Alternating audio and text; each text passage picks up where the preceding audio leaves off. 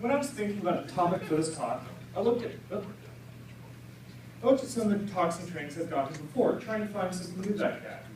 I noticed that many of the talks tend to deal with just one topic at a time. For DFIR, either host or network analysis.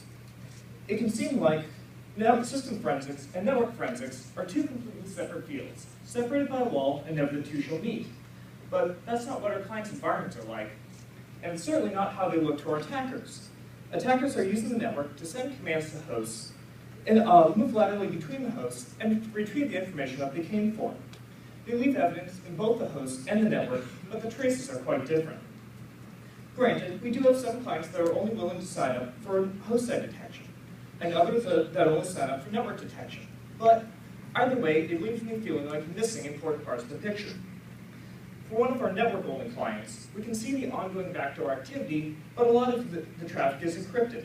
We can't see what the attackers are doing with the backdoor. We can't acquire their tools to determine if they're new variants. We can only see what the attackers are doing over the network and that we have signatures for.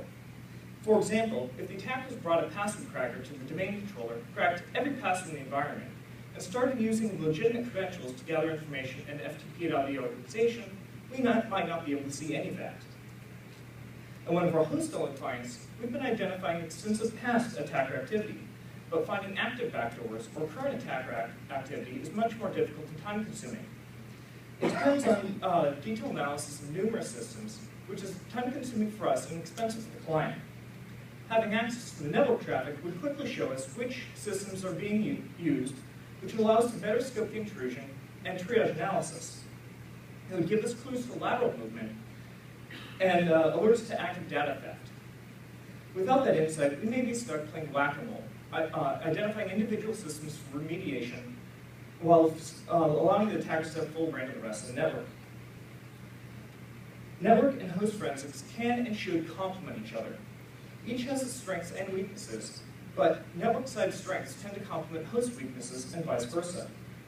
Network analysis is great for alerting us to evil that's current and ongoing, but it's often not as helpful for previous events.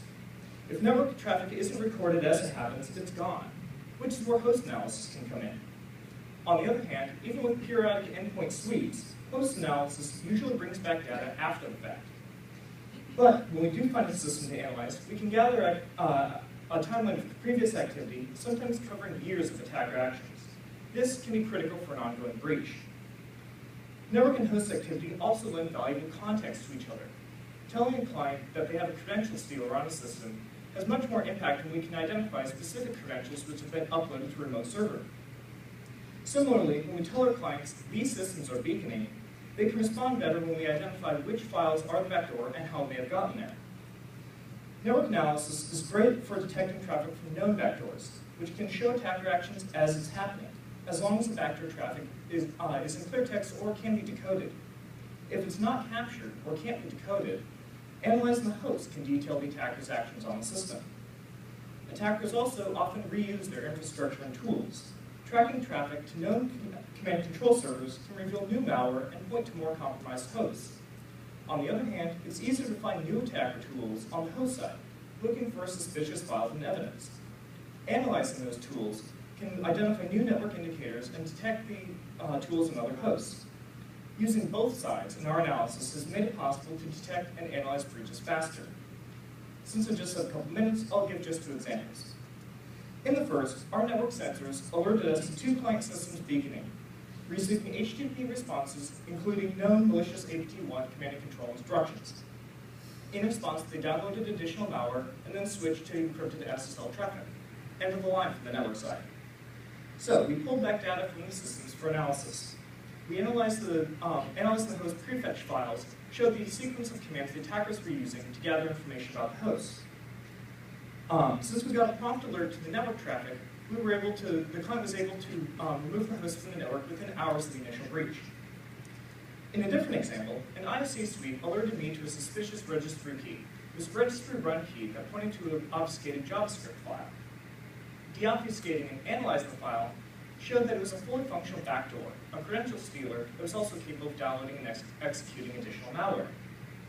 We wrote network signatures based on the analysis and began detecting inter-traffic at other clients. The host side finding gave us the intelligence that we needed to identify more breaches elsewhere.